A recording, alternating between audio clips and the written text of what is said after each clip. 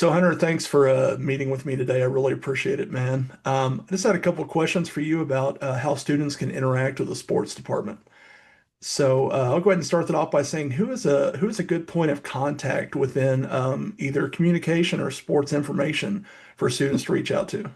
Yeah, it's a good question. So the two main contacts would be myself, which I've been there 7 years, and Sean Smith, who's been there 13 years, I think, going on. So we've been there a long time. We know the ins and outs of it. So those are the good contacts. I think most student athletes, most students kind of know that to get in contact with, but we're never going to close the door on anyone, and we're always going to be able to, listen to workers and listen to potential student workers. But the main contact would be myself or Sean Smith, and we're located in the sports center. Our main office is 139, I believe. There's four offices in there, so we're the two right in the middle. So we share. We're right across from each other with the offices. But yeah, those would be the two main people to contact for sure. Gotcha. And they can probably find your email addresses on the Yep. directory. Yep, absolutely. Awesome.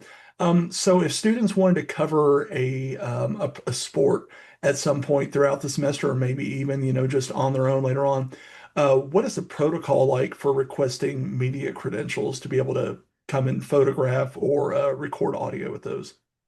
Yeah, so I mean, obviously we're a smaller campus, so we've looked into doing credentials, but we don't do credentials. But what I would say is we do need to know that you're going to be there, so you're just not, just showing up and entering the floor and stuff, or being close to the floor.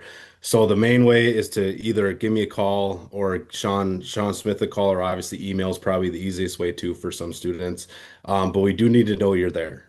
We need to know if you're gonna want to talk to a coach or a player because the easiest access is through us, right? So because we have all the information, we're able to talk to our coaches. We have good relationships with our coaches, so we'll be able to get that done. But as far as media credentials, we just need to know that you're coming, preferably not on Friday at 2 o'clock if the game's at 7. We'd like to know plenty early so we can prepare and just in case we need to get a spot for you in our gym or on the field, whatever. So the easiest answer to that, Galen, is just to contact us, and we're never going to turn anyone away. So we're always going to be willing to take on people, and we'll get you in, and you'll be able to kind of just have full access to the gym and the floor, or to the gym field and everything like that. Gotcha. And just as a side for the students, I would say that courtesy would be 48 to 72 hours prior to the event would be a good time to reach out. And also, please, as Hunter mentioned a second ago, I wouldn't approach any athletes or coaches individually because of NCAA regulations. Please just route all of your questions through either Hunter or Sean. And Galen, that Um, brings up a good point too, if I can just interject. yeah, Like if you are to work at a larger D1, there's no guarantee that you're going to get a press pass or a field access. So that's a very good courtesy just to try to, be on the good side of the athletics department.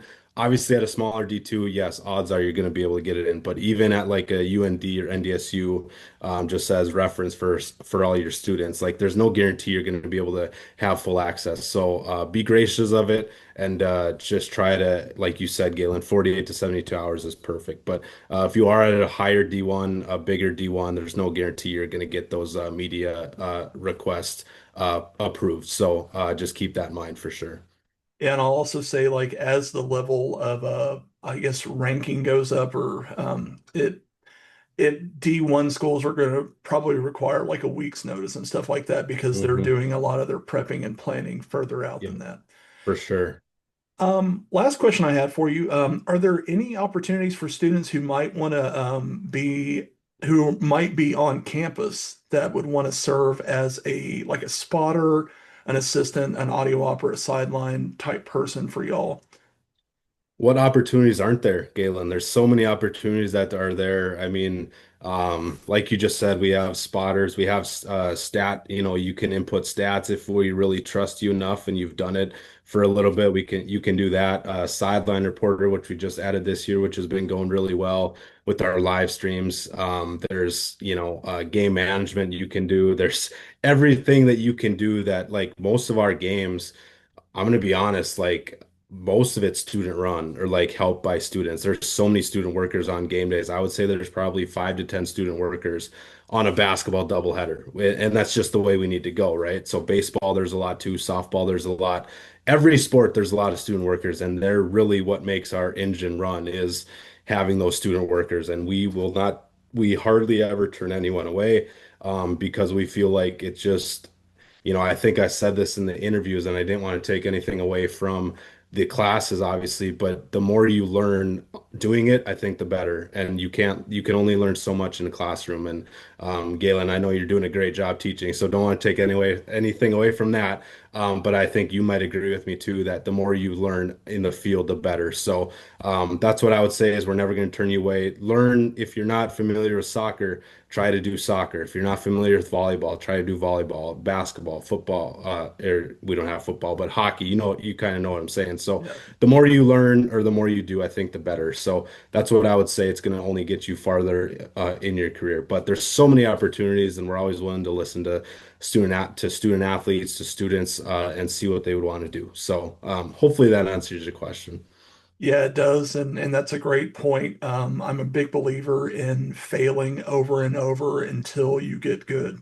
So now is a time when you're in college to kind of embrace that and make those mistakes, so that when you're out on someone's payroll, you're not making those kind of mistakes. 100%. Um, I do have one last question, and this one's kind of I didn't send it to you, so sorry about that.